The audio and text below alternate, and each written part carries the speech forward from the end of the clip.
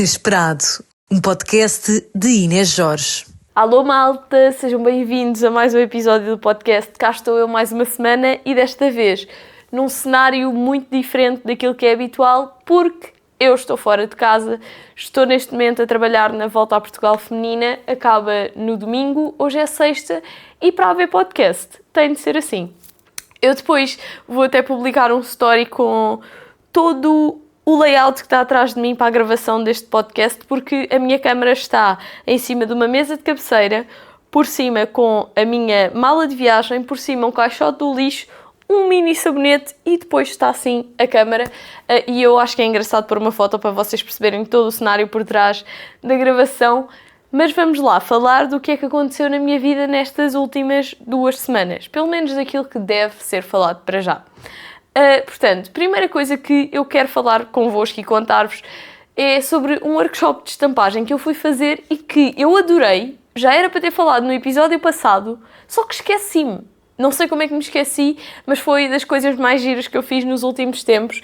Basicamente, aquilo foi em Torres Vedras, no Cais Daylight Studio. Foi um workshop preparado pela marca O Cara Linda.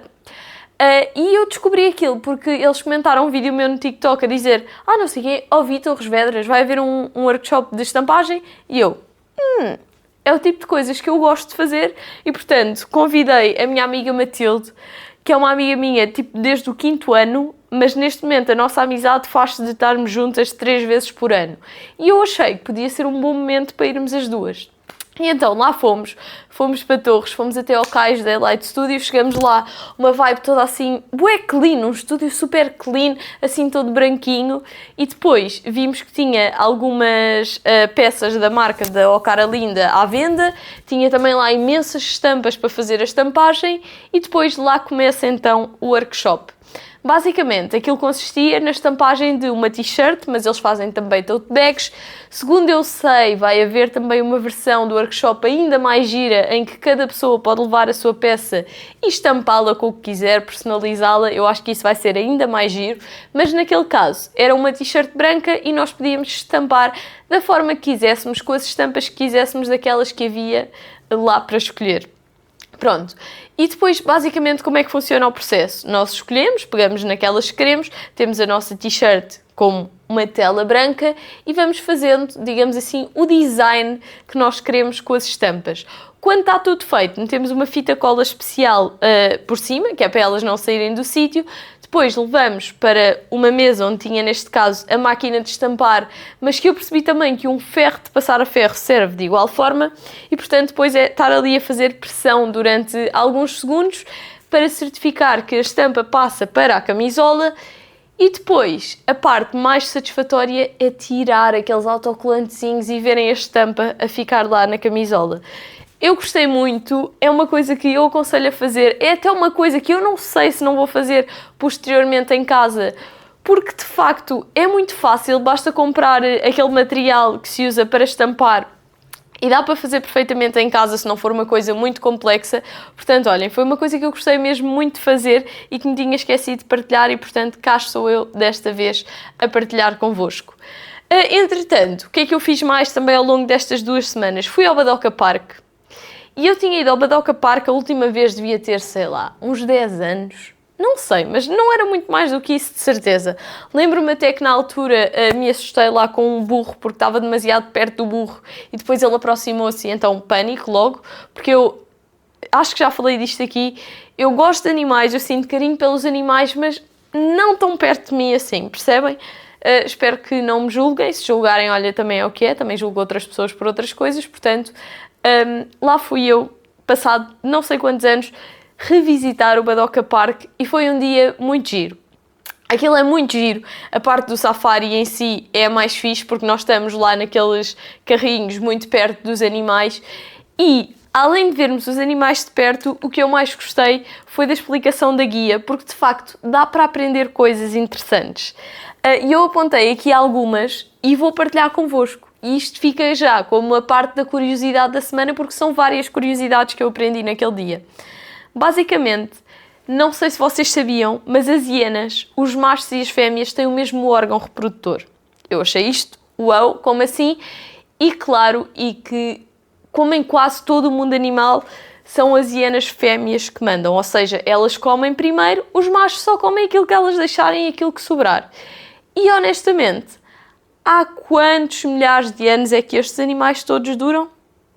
Há muito. Porquê? Porque são as mulheres a comandar. Isto é uma teoria que eu também criei nesse dia. Eu acho que, provavelmente, não sei, eu não fui pesquisar. Isto é completamente teoria da conspiração, criada aqui live para vocês ouvirem. Eu tenho que ir pesquisar sobre isto, mas se eu tivesse que apostar, eu diria que parte das espécies de animais que foram extintas são aquelas cujos homens eram o elemento dominador. As espécies, e a maioria das que lá estavam, são as mulheres que dominam e olhem, ainda cá estão. Portanto, ficam aqui também com esta mini teoria da conspiração que eu criei e passemos então à segunda curiosidade que eu aprendi. Zebras. São brancas com riscas pretas ou pretas com riscas brancas? A verdade é que as zebras são todas pretas e as riscas é que são brancas e, além disso, cada zebra, embora possa não parecer, tem um padrão diferente de todas as outras. É quase como se fosse a nossa impressão digital. Elas têm também, cada uma delas, um padrão diferente, embora a olho nu nós não consigamos ver. Também achei isso muito interessante. Mas depois a coisa que mais me chocou de todas foi uma curiosidade sobre as girafas. Basicamente, as girafas, como são um animal muito assustadiço, elas não dormem deitadas, elas dormem a maior parte do tempo em pé e elas, portanto, quando estão na selva, na savana e não em ambientes controlados, como por exemplo no Badoca, dormem no máximo 2 horas por dia, divididas em períodos de 15 minutos. Ou seja, se vocês por acaso forem a um safari, virem uma girafa que pode estar de olhos abertos, porque elas dormem de olhos abertos, muito parada, de olhos abertos, mas sem se mexer, ela provavelmente está numa das pausas de 15 minutos que elas fazem durante o dia para dormir. Pronto, olhem, eu achei isto interessante e uma loucura. Se eu durmo menos de 8 horas, eu já não funciono bem, e aqueles animais dormem no máximo 2 horas em pé, de olhos abertos e em períodos de 15 minutos. Eu achei, de facto, fascinante. E lá está, a minha parte favorita do Badoca foi, obviamente, essa do safari, por ver os animais, mas sobretudo por estas curiosidades que eu achei muito interessantes e que decidi partilhar aqui convosco. Depois, uma outra coisa, que é uma recomendação que eu vos deixo, o Badoca agora tem uma coisa que é o rafting africano, acho eu, que basicamente são umas boias que vão assim numa estrutura que é tipo um rio, e aquilo tem o custo de 4,5€. Vocês compram quando compram o bilhete, só que os 4,5€ dá para darem as voltas que quiserem, ou seja, não é 4,5€, dão uma volta e está feito. Não, se vocês quiserem passar lá a tarde inteira às voltas, vocês podem. E é divertido, dá para refrescar, se for um dia que está muito calor, muito giro. Portanto, olhem, se vocês não sabem o que fazer, têm um dia da semana assim que estão de folga, estão fartos de estar na cidade, vão ao Badoca, é de facto muito giro. Levam com um bocado de pó nos olhos, mas isso faz parte. Se forem um safari a sério, mais ainda será, acho eu. Nunca fiz, infelizmente. Portanto, fica aqui a recomendação. O que é que nós fizemos depois de ir ao Badoca? Porque ainda era relativamente cedo, nós decidimos ir a uma praia. E metemos no Waze o caminho para uma praia que até se chamava Praia das Areias Brancas. E eu queria ir lá porque na Lourinhã há a Praia da Areia Branca. Estão a perceber? E então decidimos começar a seguir o caminho do Waze. Eis senão que aquilo nos manda virar para um lado, à direita, pá, que nem parecia bem que tinha caminho. Mas nós lá começamos a seguir, andamos um bocadinho, andamos mais um bocadinho, até que chegamos a um ponto que era só areia. E nós não estávamos com um Jeep 4x4. Eu nestas entro logo em pânico, nem vale a pena. Eu não acho graça, porque se ficássemos ali presos na areia, não sei como é que o carro ia sair de lá. E então começo a dizer para o Diego, eu acho que é melhor virarmos para trás. Isto aqui não vai dar a lado nenhum. Ele ainda tenta insistir. Insistiu bem durante algum tempo. Às tantas percebemos, ok, não dá. E começamos a virar para trás.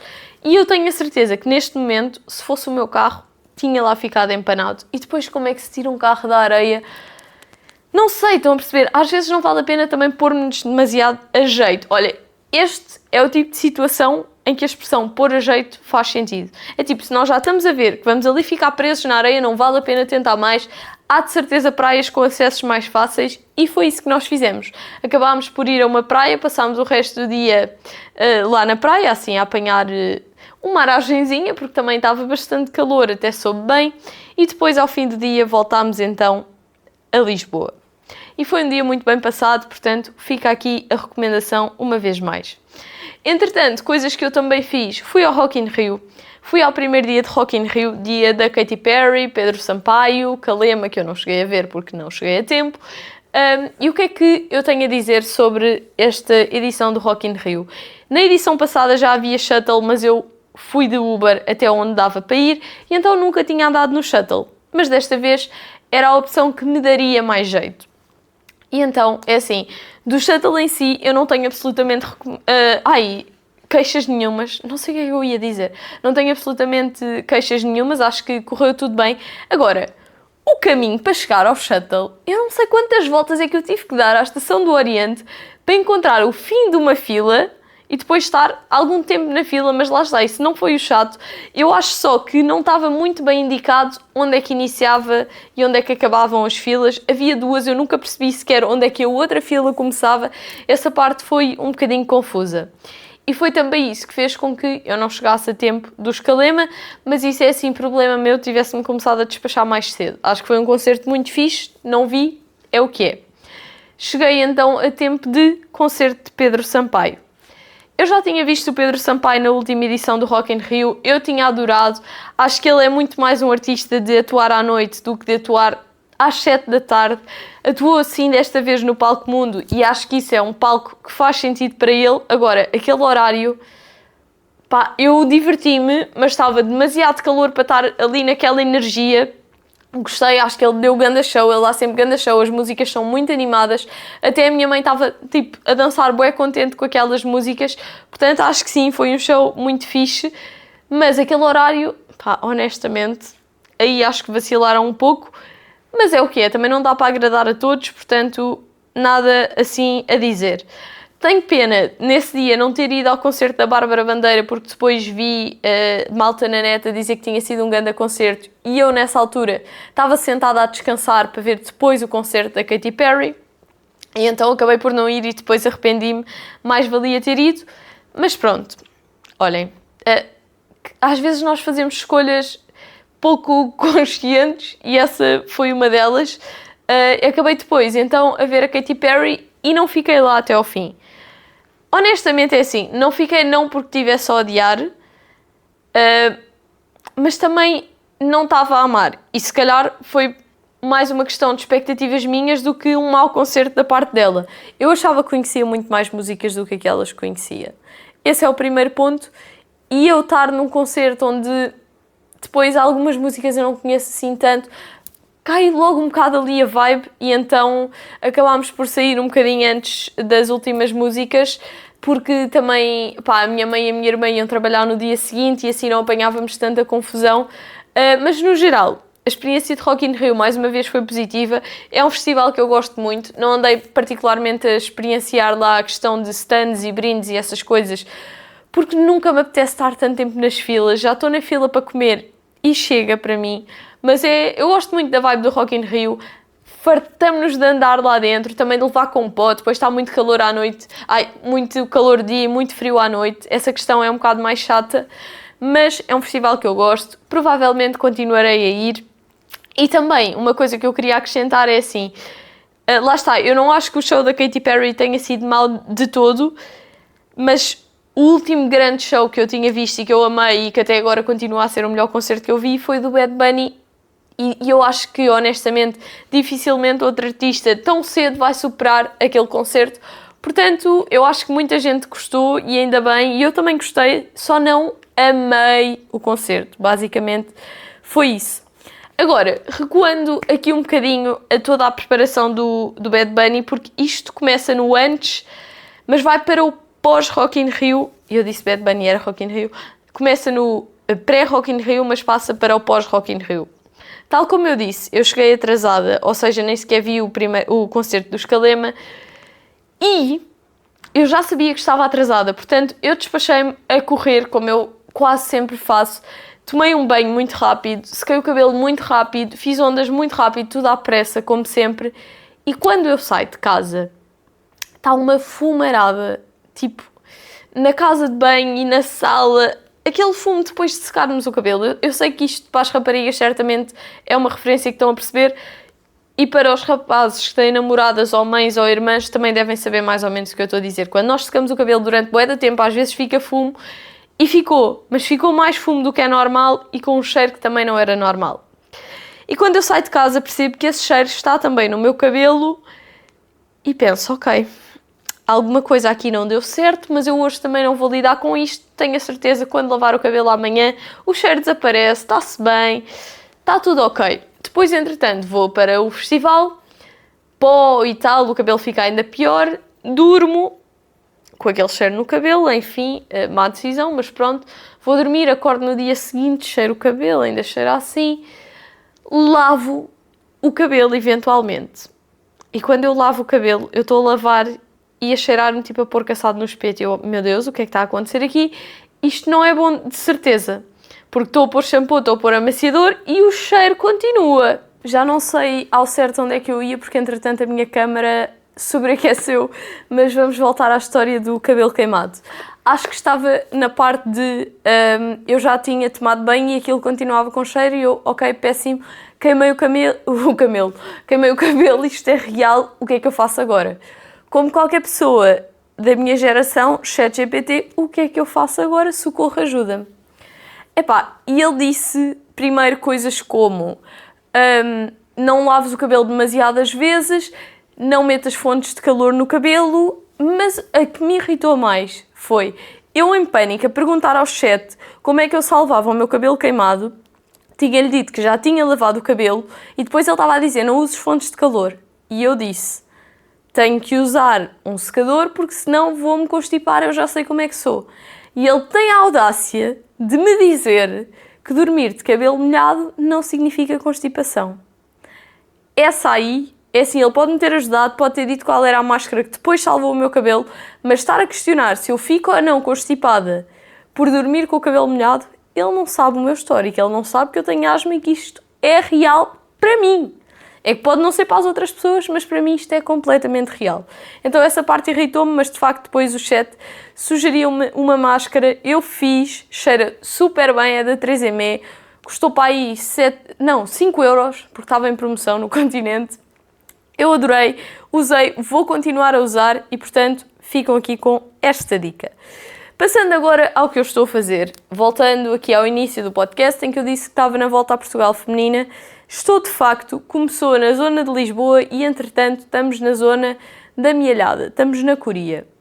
E o que é que está também aqui perto? Os fogos de Águeda ou Mielhada, não sei bem onde é que é, e então o céu aqui ao pé está todo escuro, parece que está nevoeiro. Só que não está nevoeiro, está fogo. E eu, honestamente, eu gosto do ambiente que se vive nestas provas, ainda por cima esta é a volta feminina, tem mais mulheres, não é um ambiente tão masculino como normalmente são as outras. Mas por que raio já não basta as etapas começarem à hora de maior calor? Agora está um aviso, não sei de quê, por causa também do calor e dos fogos. Como é que alguém, no seu perfeito juízo, sabendo que é nestas alturas que se corre, que é nestas alturas que são as provas, como é que as ciclistas e os ciclistas gostam de fazer isto? Eu não entendo. Aquilo é só sofrimento. Honestamente, eu não sei que desporto é que é mais sofrimento do que ciclismo. Provas a começar ao meio-dia, 40 graus. Neste caso, amanhã a etapa até é perto do fogo. Não sei como é que isso vai acontecer, porque começa na Mielhada e termina em Águeda. Não sei se isso vai dar muito certo. Mas eu, genuinamente, não entendo como é que alguém acorda ou cresce, no caso, e pensa eu quero ser ciclista. No entanto, é assim, props. Há umas ciclistas que são umas grandes bacanas, muito simpáticas, gosto de as entrevistar. A camisola amarela é uma belga, até ao momento, que é bué novinha, fica sempre meio envergonhada, mas são todas muito simpáticas. E eu não sei como é que conseguem, sabendo que pouco depois de eu as entrevistar vão estar a fazer mais de 100 km com 40 graus à torreira do sol. pronto, é assim, eu acho isto fascinante. Não sei como é que vai correr agora até ao final das etapas, termina no domingo. E eu para a semana virei com mais updates. Não vou falar muito mais neste episódio porque não sei se a câmara não vai sobreaquecer novamente. Este quarto está um pouquinho quente, então acho que pode ter sido isso. Portanto, até para a semana. Beijinhos!